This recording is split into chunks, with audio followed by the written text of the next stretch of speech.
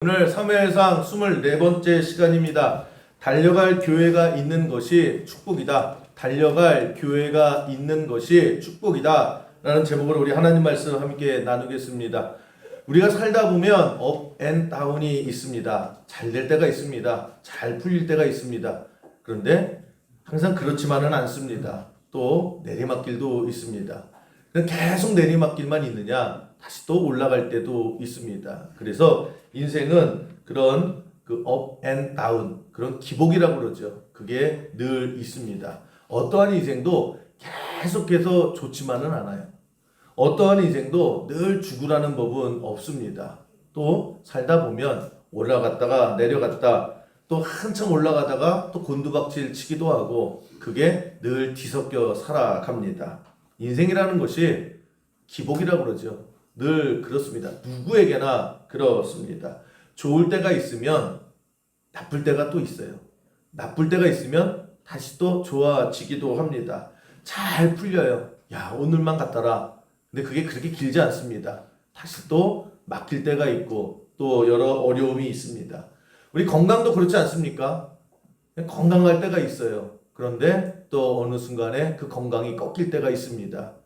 몸이 머리부터 발끝까지 성한 것이 하나도 없고 또 살아가는 것이 힘들어질 때도 있고 병이 올 때도 있습니다. 웃을 때가 있는 반면에 정말 가슴이 찢어지는 그런 통곡을 할 때도 있고, 하여튼 다 이런 것이 섞여서 교차되는 것, 이것이 누구나 그런 경험을 하고 그런 인생을 우리가 살아가고 있습니다. 교회도 마찬가지고 회사도 마찬가지고 여러분이 운영하는 가게도 마찬가지고 한 사람 한 사람의 인생도 마찬가지다라고 하는 것입니다.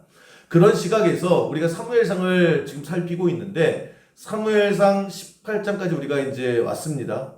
뒤돌아보면 1장부터 18장까지의 다윗의 인생을 보면 오르막 인생이었어요. 잘 갔습니다. 우리 첫 번째 다윗의 등장이 그거죠. 하나님께서 이제 사무엘 선지자를 통해서 야, 너 이새의 집에 가라. 가면 내가 새로운 왕을 뽑을 것이다. 그 사람에게 기름을 부으라. 형들 다 아니래요. 그래서 나중에 하다 보니까 막내 다윗에게 하나님께서 기름을 부으시죠. 그리고 네가 앞으로 새로운 이스라엘의 왕이 될 것이다. 이게 웬 횡재예요? 내가 뭐 한 것도 아닌데. 그리고 하나님의 거대한 선지자가 와서 나한테 왕이 된대요. 은근히 기대가 되지요. 그러면서 이제 골리앗과 싸우게 됩니다. 그때 돌멩이 하나 던졌는데 골리앗이 쓰러지네요. 전쟁의 영웅이 돼버립니다. 그리고 와봤더니 지난주에 살폈죠.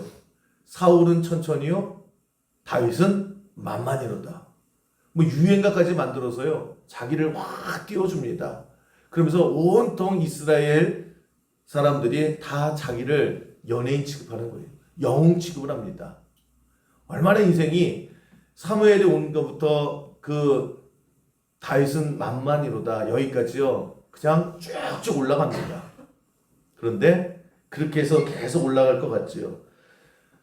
근데 그게 계속 올라가지 않더라는 것입니다. 여러분, 우리 인생도 살다 보면 다윗의 사무엘상 18장까지의 경험을 할 때가 있어요. 뭐 내가 뭘 안 했는데 그냥 잘 풀려요. 사람 잘 만나서 또 뭐 어떻게 해서 그냥 꼈는데 일이 잘 풀리고, 어려울 줄 알았는데 술술 풀리고, 힘들 줄 알았는데 대신 누가 해주고, 그래서 뭐만 해도 잘 됩니다. 안 될 것 같은데 다 돼가는 그런 인생, 그런 형통한 인생을 살아갈 때도 분명히 있어요. 별거 안 했는데 잘한다고 그러고 칭찬하고 사람들이 다 위해주고, 그런 오르막 인생이 있는데 늘 그렇지만은 않습니다. 그러다가 꺾일 때가 와요. 그게 사무엘상 17장까지 보면 어떻게 보면 다윗의 인생에 참 좋은, 기분 좋은 그런 흐름이 있죠. 근데 17장까지예요. 우리가 다루는 이제 18장부터는 다윗이 꺾이기 시작을 합니다. 좋은 일이 하나도 없어요. 희망이 없어요.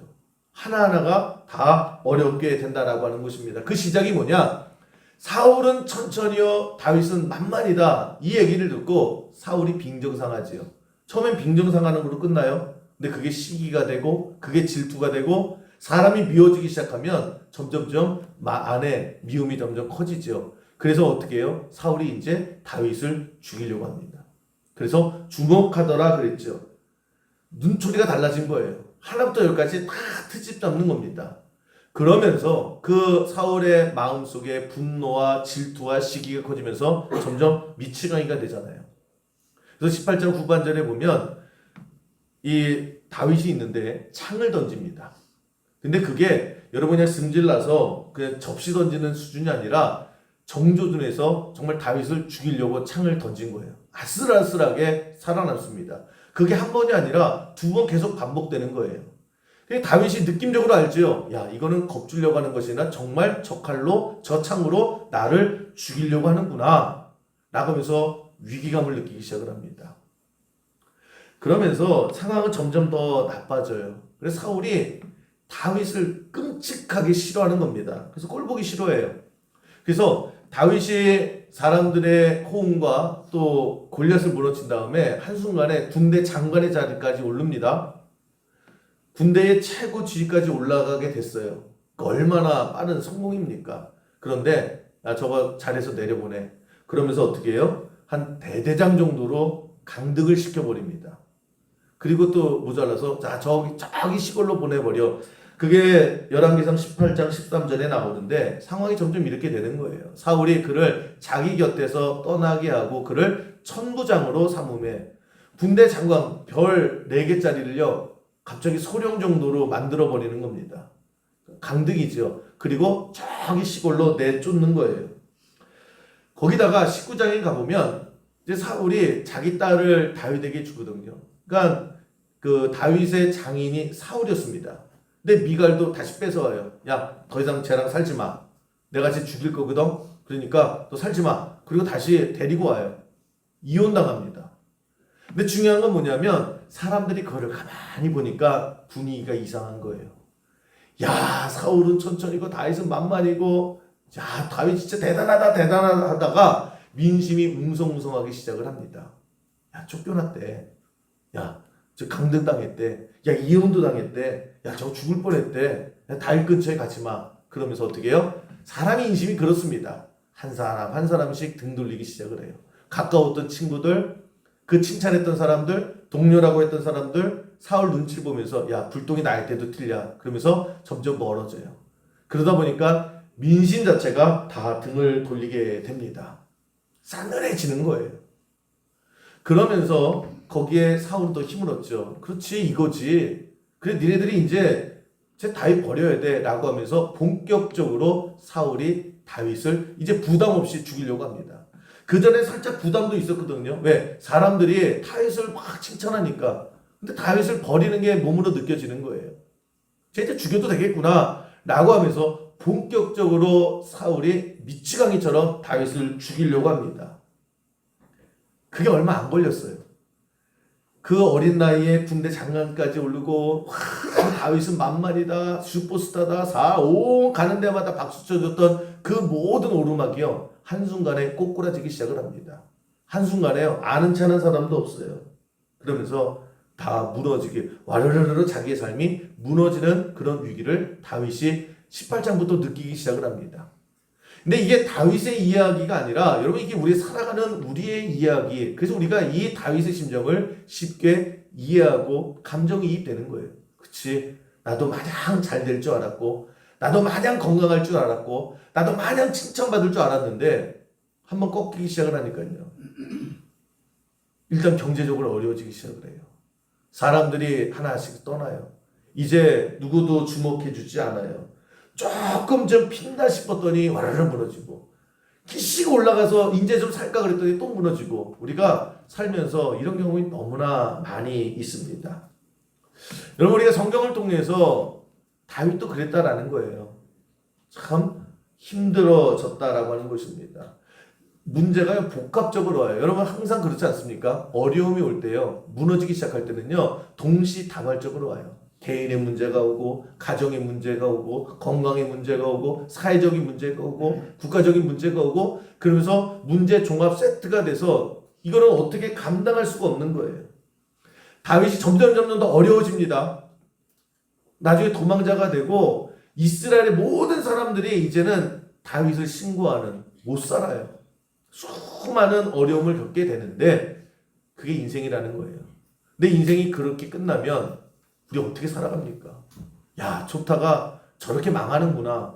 우리에게 희망이 없는 거예요. 그런데 하나님께서 오늘 다윗을 통해서 우리에게 주신 메시지는 뭐냐? 다윗이나 우리나 다 똑같아요. 살아가는 게. 좋을 때도 있고 힘들 때도 있고 어려울 때도 있고 지금이 가장 바닥이라고 생각했는데 더 어려워질 수도 있어요. 여러분 이 18장은 다윗에게 있어서 고난의 시작이지 끝이 아닙니다. 나머지요 10장 이상이요 수많은 고난이 있어요. 근데 중요한 건 뭐냐? 그래서 다윗이 어떻게 됐냐? 성경은 거기에 초점을 맞추는 거예요. 그래서 다윗이 망했냐? 다윗이 그래서 야 좋다가 기름 붓고 좋다가 결국 사라졌냐? 그게 아니라 결국 이스라엘의 왕이 됐다. 성경 그 얘기에 초점을 맞추는 거예요. 그러니까 여러분 성경을 좋았다, 힘들어졌다, 그런데 결국 좋았다. 왕이 됐다. 왕이 됐잖아요. 여러분 그 어려운 가운데도 다윗이 해내지 않았습니까? 우리가 성경을 보면서 다윗을 통해서 여러분 우리도 생각의 전환이 있어야 된다라고 하는 것입니다. 특별히 오늘 인생에 다운이 무신 분들이 있을 거예요. 계속 지쳐요. 계속 막혀요. 계속 어려워져요. 지하 2층인 줄 알았더니 지하 5층까지 있고 지하 5층인 줄 알았더니 10층까지 있고 이거는 끝도 없이 내리막길이 있다라고 하는 거예요. 하나씩 하나씩 점점 뭔가 내 주변을 떠나고 내가 쥐었던 것들이 점점 놓치고 희미해지고 어려워지는 이럴 때 우리 무섭지요. 내일이 무섭고 암담하고 답답하고 어떻게 살아가야 될 용기가 점점 잃어가죠. 그때에 그런데 오늘 다윗을 통해서 하나님께서 우리에게 주시는 메시지는 뭐예요? 근데 다윗 왕 됐잖아. 다윗 해냈잖아. 그러면서 뭘 생각하냐는 거예요. 우리도 그럴 수 있다라는 거예요. 그럴 수 있다라가 아니라 다윗처럼 우리도 그래야 한다라고 하는 것입니다. 그게 하나님 백성이 오늘 다윗을 통해서 인생이 자꾸 실패하고 지치고 길이 없어져가고 어려움을 겪어가는 인생의 다운 속에 있는 우리에게 주신 메시지 뭐예요? 너도 해내라는 거예요. 해낼 수 있다라고 하는 것입니다. 오늘 특별히 살아가는 데 많은 걱정이 있으신 분들이 있을 거예요. 지치신 분도 있을 거예요. 안간힘을 썼는데 안 돼요. 계속 안 돼요. 그래서 이제 거의 지쳐 있습니다. 어려운 분들이 있다라고 하면 오늘 하나님께서 다윗을 통해서 주시는 이 말씀이 들려지는 은혜가 있기를 주님의 이름으로 간절히 축원합니다. 그러면 다윗이 어떻게 그렇게 해서 왕이 됐는데요? 그 어려움 속에 알았어요. 다 해냈고 다 해결했고 다 거쳤고 그래서 왕이 됐는데 하나님 어떻게 됐는데요? 나도 알아야 나도 다윗처럼 살지요 라고 했을 때에 딱 하나예요. 하나님이 도우신 거다.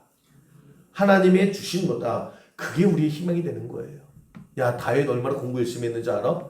다윗 얼마나 기질이 화끈했는지 알아? 다윗이 얼마나 물려받은 재산이 있는지 알아? 다윗이 얼마나 건강했는지 알아? 그거 가지고 다시 시작한 거야 라고 했으면 여러분 우리는 소망이 없어요. 근데 다윗은요 아무것도 없어. 근데 딱 하나예요. 다윗이 왕 됐다. 근데 어떻게 됐냐? 하나님이 도우셔서 된 것이다. 이것이 사무엘상 전체의 메시지라고 하는 것입니다. 그러므로 여러분 우리도 마찬가지예요. 여러분 많은 어려움이 있지요. 답답함이 있고 불안함이 있고 얽히고 설킨 문제가 있다라고 할지라도 자꾸만 나를 보면 답이 없어요. 내가 할 수 있었으면 진작에 했겠죠. 누가 나를 도와줄 사람이 있었으면 진작 도와줬겠죠. 가만히 보니까 나는 힘도 없어요. 길도 없어요. 답답해요. 점점 막바지 이르렀는 것 같아요. 이제 절벽에 떨어질 일만 남은 것 같아요. 그럴 때 하나님께서 다윗을 통해서 우리에게 준 메시지는 뭐냐? 하나님이 다윗 도우셨다. 그래서 하나님께서 약속 지켜주셨다. 그게 내 얘기라는 거예요. 그게 우리의 이야기가 된다라고 하는 것입니다. 그래서 여러분 신앙생활이라고 하는 건 뭐냐? 다른 거 아니에요. 간단해요. 하나님이 나 도와주신다. 하나님이 다 지켜주신다. 하나님의 뜻이 나를 통해서 원래 계획하신 대로 이루어 주신다. 그 과정이라는 것은 있어요. 그 과정을 하나하나를 보면요. 어려울 수도 있고요. 답답할 수도 있어요. 그런데 인생을 통으로 큰 그림으로 보면 인생의 그래프를 보면요. 여러분은 항상 우상향이 되어 있는 거예요. 그걸 볼 줄 알아야 된다라고 하는 것입니다. 그래서 우리 하나만 붙들고 가면 돼요. 여러분, 하나님이 도와주시는 거예요. 그게 하나님의 약속이에요. 그리고 그 약속은 하나님께서 내가 잘하면 들어줄게. 내가 너 이 정도 점수 시험 봐서 낙제 점수 아니면 내가 들어줄게가 아니라 처음부터 내가 뭘 잘해서 하나님 백성 삼아 주신 거 아니에요. 내가 뭔가 기질이 있어서 하나님이 자녀 삼아 주신 게 아니에요. 은혜가 뭐예요? 그냥 삼아 주신 거예요. 그냥 사랑해 주신 거예요. 그 얘기가 결국 내가 끝까지 내가 너를 통해서 내 약속 지켜줄게. 그래서 우리의 믿음이라는 건 뭐냐? 하나님이 여러분 지켜주실 거예요. 그게 다윗의 믿음이었다라고 하는 것입니다. 이걸 바꿔 말하면요, 이렇게 생각하면 돼요. 여러분 인생 가운데 어려움이 있을 수 있습니다. 그 완전 유치원 수준이에요. 아니 내가 교회에 이렇게 오래 다녔는데 나 왜 이렇게 어려운 일이 있어요? 그 유치원 수준에서 여러분 이제 우리는 조금 올라온 것 같아요.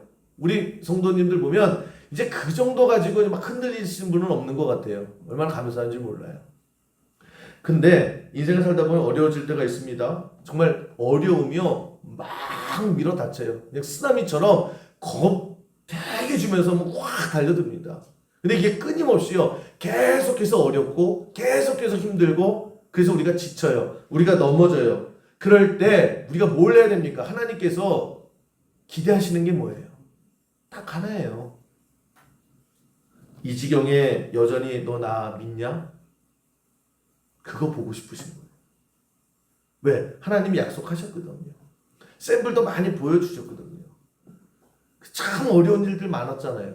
그럼에도 불구하고 성경에서 하는 얘기는 뭐예요? 그 사람들의 공통점은 뭐예요? 그래도 하나님이 도우시면 나 살 수 있다. 하나님이 도와주셔야 나 살 수 있다. 그래서 그거 기억하느냐는 거예요. 정신없죠. 여러분 살면서 어려움이 있으면요, 정말 마음이 계속해서 두근두근하고 정신이 없고요, 그냥 망할 것 같고 죽을 것 같아요. 그 와중에 그래도 하나님이 나 도와주시면 나 살 수 있고, 하나님이 나 도와주시면 나 길이 열릴 거야. 너 이거 기억하냐? 하나님이 이거 보고 싶으신 거예요. 또 고생 좀 해라 라고 하는 것이 아니라, 왜 우리에게 고난을 허용하실까? 왜 하나님께서 침묵하실까? 딱 기대하는 거 하나예요. 우리의 능력이 아니에요. 우리의 힘 기르는 거 아니에요. 그럴 때 하나님 원하시는 것은 너 나 기억하고 있냐? 내가 너 지켜준다고 했잖아. 너 그거 계속 기억하고 있냐? 그래서 하나님이 도와주셔서 살아요. 그 고백을 하냐는 거예요. 여러분, 하나님께서 다윗을 참 축복해 주셨죠. 왜 축복해 주셨을까? 그리고 축복하신 다음에 뭐라고 말씀하세요? 야, 다윗은 내 마음에 합한 자야. 내 마음에 쏙 들어. 언제 그 얘기를 하시는지 아세요? 내가 사망의 음침한 골짜기를 다닐지라도 하나님이 나 도와주실 거예요. 하나님이 나 도와주시면 나 살 수 있어요. 그 고백이 있을 때 이거지. 야, 네 입에서 이 사망의 음침한 골짜기에서 이 얘기를 하는구나. 너 이거 내 얘기를 기억하는구나. 내 마음에 쏙 들어. 그래서 다윗이 형통한 거예요. 뭘 해서가 아니라. 여러분, 그러므로 우리가 뭘 해야 되느냐? 어려운 분들 있을 거예요. 답답하신 분들 있을 거예요. 길은 하나예요. 어차피 지금까지 내가 살아온 것도 아니에요. 하나님께서 여기까지 인도해 주셨을 때에 딱 하나 붙들면 됩니다. 하나님 지금도 도와주세요. 하나님 지금도 나 살려주세요. 하나님 지금 나 채워주세요. 하나님 아니면 나 답 없어요. 이 고백이 있으면 기억하네. 그거로 하나님 우리에게 족하시다는 거예요. 그거 원하시는데 제일 어리석고 미련한 게 뭐예요?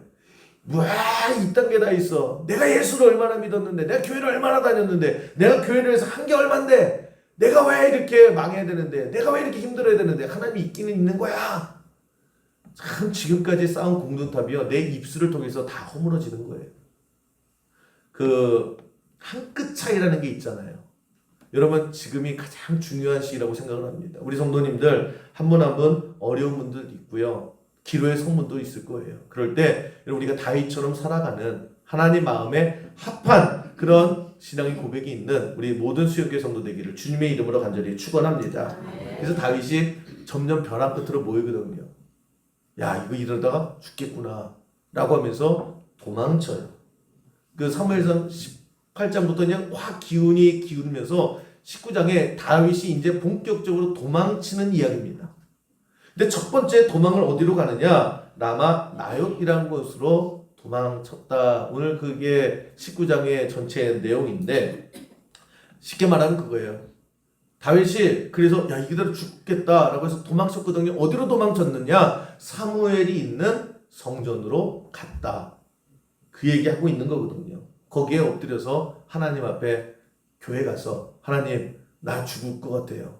정말 이대로 있다가는 나 꼼짝없이 죽게 될 것 같아요. 하나님 도와주세요. 그렇게 기도했다라고 하는 것입니다. 이 모습이 있으면 되는 거예요. 여러분 성경에 보면 사도 바울도 마찬가지입니다. 사도 바울도요 정말 박해가 심했죠. 근데 박해의 클라이막스는 고린도 후서에 나와요. 이 사도 바울도 야 이거는 박해 정도가 아니라 진짜 나를 죽이려고 하는구나 라고 하는 것을 직감적으로 딱 느껴요. 야 이제 죽는구나. 이거는 겁주는 게 아니라 사람 병신만으로 끝나는 것이 아니라 쟤네들이 원하는 건 날 진짜 숨도 끊기는구나. 이제 죽을 날이 다가왔구나. 이거를 딱 느껴요. 그랬을 때 고린도후서 1장 9절에 이렇게 그 고백을 합니다. 우리는 우리 자신이 사형 선고를 받은 줄 알았으니 야 나 이제 죽을 날짜 받아놓은 것 같다. 이제는 쉽게 넘어갈지가 않다. 사형 선고 떨어진 것 같아. 이제 죽겠다라고 하는 그런 공포와 엄습이 확 왔다는 거예요. 이는 우리로 자기를 의지하지 말고 오직 죽은 자를 다시 살리시는 하나님만 의지하게 하심이라. 그러면서 이 바울이 자기와 또 자기 주변의 디모데와 그 많은 사람들에게 뭘 얘기합니까? 야 우리 죽을 것 같지? 예 이제는 죽을 것 같습니다. 그럴 때 야 하나님 의지하자. 하나님 앞에 기도하자. 하나님께서 우리를 살려달라 기도하자. 그렇게 독려하는 거예요. 이 모습이 있으면 되는 거예요. 여러분 우리를 살리시는 분은 하나님밖에 없어요. 그 하나님을 우리는 지금까지 믿었고요. 하나님이 도우셔야 살 수 있는 거예요. 내 힘이 아니라 옆 사람 힘이 아니라 돈이 아니라 방법이 아니라 여러분 우리가 성경을 통해서 딱 하나만 기억하면 되는 거예요. 다윗이 기억했던 거 그리고 바울이 기억했던 거 딱 하나예요. 정말 죽을 것 같을 때 정말 이대로 망할 것 같을 때에 딱 하나 하나님이 도와주세요. 나 하나님밖에 없어요. 이게 신앙의 고백이라는 거예요. 그리고 그걸 하나님께서 기대하신다는 거예요. 누구에게? 오늘 힘든 여러분들에게. 여러분 자꾸만 마음의 무게 중심을 두는 게 어디 있어요? 돈이세요? 야, 돈 좀 있어야 되겠다. 아니면 자식이세요?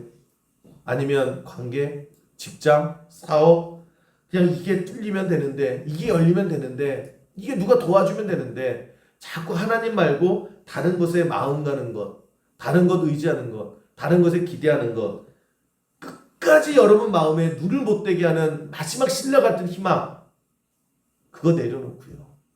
하나님이에요. 하나님이 도와주셔야 되겠습니다. 하나님 말고 없어요. 하나님. 내가 무슨 수로 내가 이 빚을 갚습니까? 내가 무슨 수로 이 사람들을 설득합니까? 내가 무슨 수로 이 사람들에게 인정을 받습니까? 방법 없어요. 하나님. 하나님께서 도와주세요. 그게 지금 다윗의 모습이었다라고 하는 것입니다. 하나님 앞에 달려간 거예요. 도와달라고. 여러분 저는 다윗이 가장 잘하고 가장 큰 축복이 뭐였느냐? 결국 이 장면이에요. 죽을 것 같을 때 찾아갈 수 있는 선지자가 있었고 성전이 있었다라는 거예요. 오늘 18절 다시 한번 보시면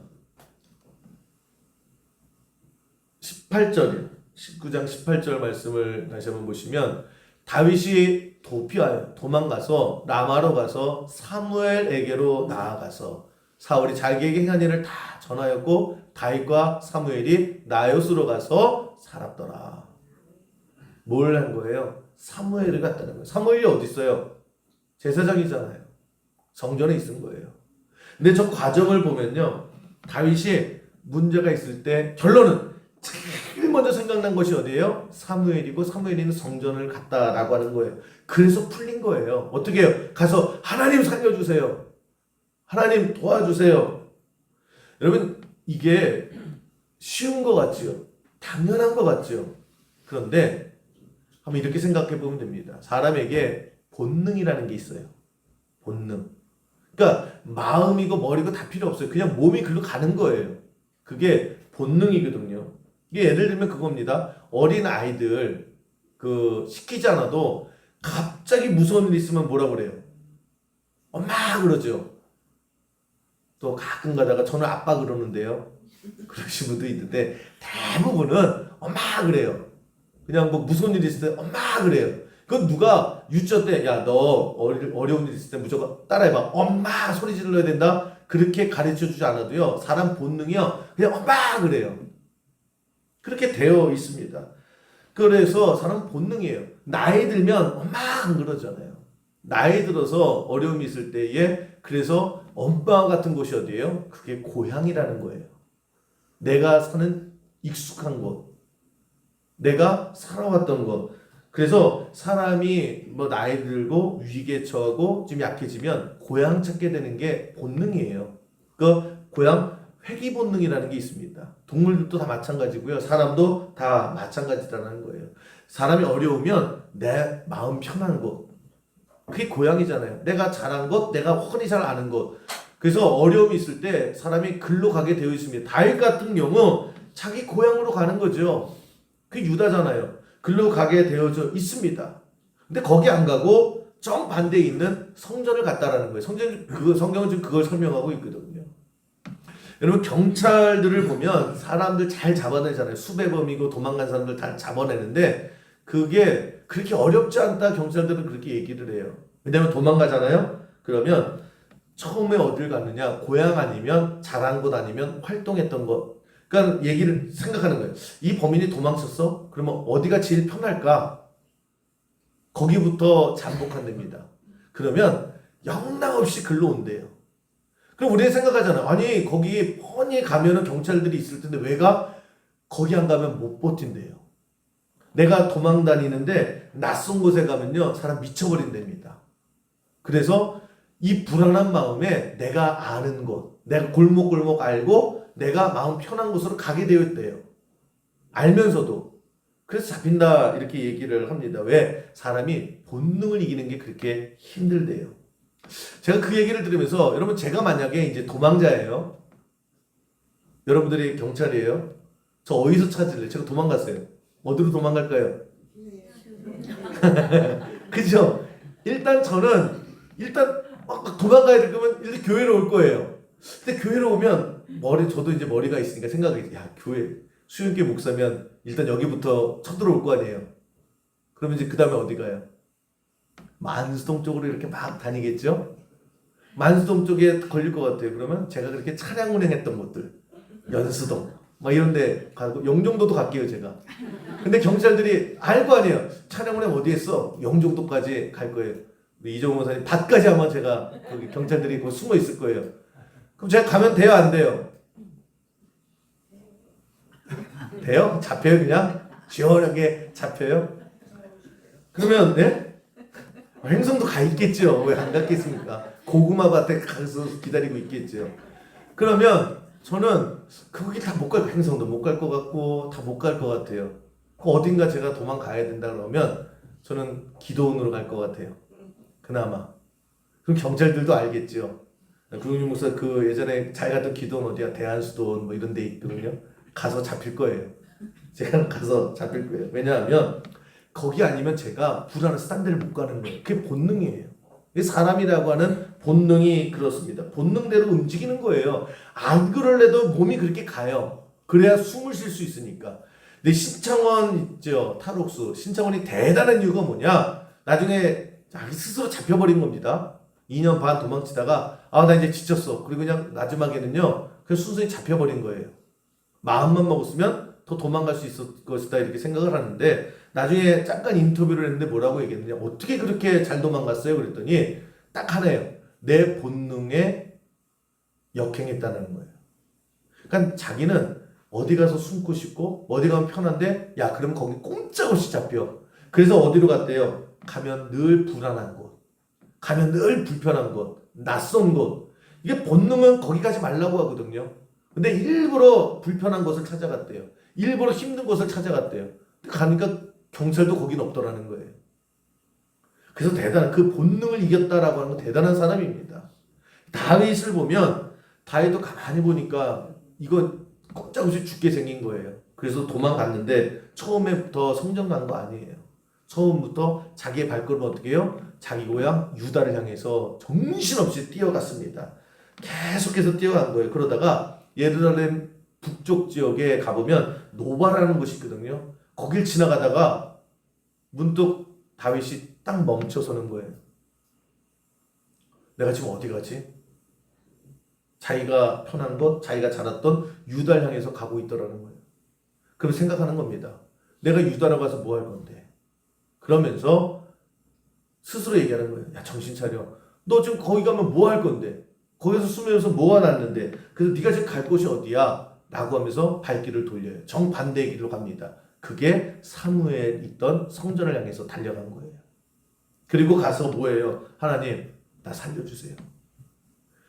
여러분, 다윗 인생 스토리에서 가장 중요한, 다윗 인생을 바꾼 가장 중요한 장면을 뽑으라라고 하면 다윗이 골리앗을 무너뜨린 장면이 아니라요.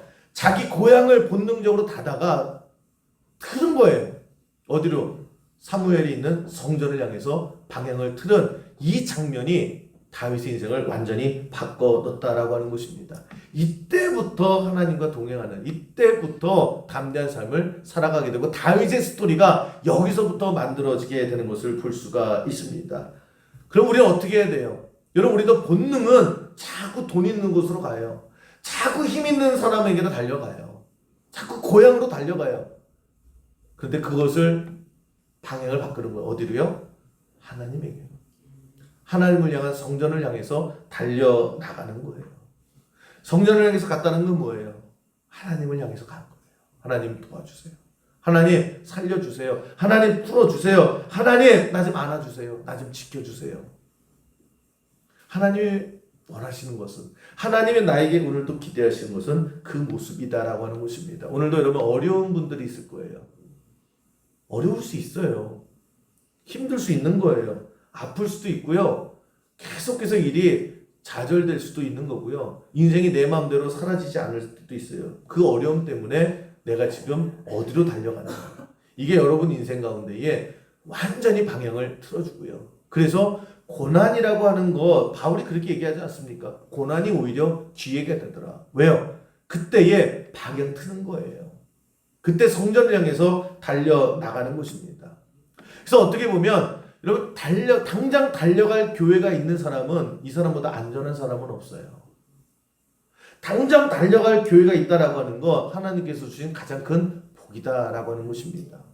다윗이 그때에 달려갈 곳이 없었다라고 하면, 사무엘이 없었고 사무엘이 있는 성전이 없었다라고 하면 인생 어떻게 풀어갔을까? 아찔한 거예요.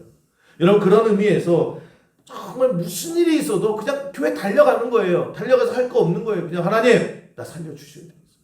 하나님 나 도와주세요. 하나님 나 미칠 것 같아요. 하나님 나 진정 좀 시켜주세요. 그렇게 달려갈 수 있는 교회가 있는 사람이 가장 인생 속에 하나님 주신 가장 큰 강력한 복이다라고 하는 것입니다. 우리 교회도 보면 매일매일 와서 기도하시는 분도 있고 또 와서 어려운 일 있을 때 기도하시는 분들이 있어요. 그러면 그런 분들은 특별히 제가 걱정을 안 해요. 아니, 교회 달려와서 하나님 앞에 살려달라고 하는데 뭐 걱정해요? 날마다 하나님 앞에 나와서 기도하는데 제가 뭘 걱정해요? 그 걱정하면 제가 되게 바보스럽지 않습니까?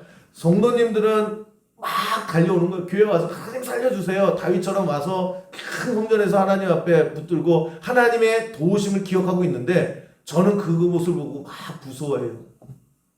망하면 어떡하시지? 다치면 어떡하시지? 그럼 제가 믿음 없는 거죠. 여러분, 그냥 교회 달려오시는 것으로 끝난 거예요. 걱정 안 하셔도 돼요. 여러분, 그래서 요즘 세상 얼마나 예수 믿는 지금 얼마나 편해요. 여러분, 몸이 못 오면 교회 밴드라도 오실 수 있잖아요. 밴드를 통해서 오시고 달려와서 기도하시고, 그게 뭐예요? 하나님 앞에 달려오는 거예요. 다윗 그거밖에 한 게 없거든요. 그런데 그 하나가 하나님 마음에 그렇게 쏙 든 거예요. 여러분, 우리가 뭘 해야 됩니까? 그래서 교회에 달려오는 거예요. 그래서 달려갈 교회가 있는 사람은요, 됐어요. 내가 달려왔으면 끝난 거예요. 누가 한강 갑니까? 달려갈 교회가 없는 사람들이 한강 가는 거예요. 주저앉는 거예요. 어떤 교회가 좋은 교회인지 아세요? 그죠? 수영교회가 왜 좋아요? 언제든지 달려갈 수 있으니까. 언제든지 가장 먼저 생각이 나니까 와가지고 막 은혜가 넘치고 다 좋아요. 그런데 딱 하나예요. 내가 죽을 것 같을 때 교회가 생각나는 거예요. 그래서 교회 달려오는 거예요. 교회 오면 목사가 있으면 더 좋잖아요. 늘 문 잠겨 있는 것보다. 제가 항상 있어요. 밥 먹을 때 빼고.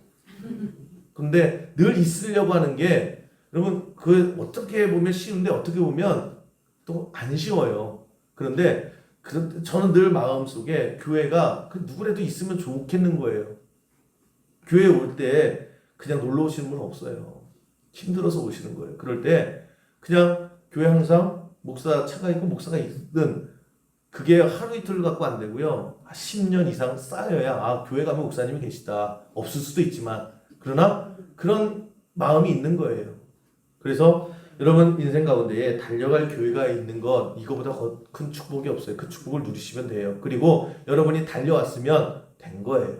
그러면 하나님께서 살려주시겠죠. 교회까지 달려왔는데 안 살려주세요? 다윗을 통해서 살려줬잖아 그러는 거예요. 여러분도 살려주시겠죠. 그렇게 살아가면 되는 겁니다. 그래서 주님 품 안에 그냥 안기면 돼요. 그 주님 품이라는 게 교회잖아요. 주님 품이라고 하는 것이 결국 교회 아닙니까? 그렇게 신앙생활을 하면 여러분 인생 살아가는데 업 앤 다운은 있어요. 그거 두려워할 필요 없어요. 다운 되라고 그러세요. 사망 음침한 골짜기에 올 수도 있는 거예요. 내가 여러 가지 어려움이 있고 두려움이 있을 수 있어요. 안 될 수 있어요. 그런데 그럴 때마다 달려갈 교회가 있으면 되는 거예요. 달려오시면 돼요. 기도하시면 돼요. 다른 거 할 거 없어요. 그냥 다윗처럼 살려주세요. 살려주시잖아요. 그렇게 살아가시는 늘 하나님 품에 거하셔서 여러분 우리가 좀 인생 살아가는데 좀 답답하게 사는 것이 아니라 좀 많은 것을 열어놓고 그래서 여러분 인생 가운데에 승리의 경험을 늘 쌓아나가는 우리 수교회 모든 성도 되기를 주님의 이름으로 간절히 축원합니다.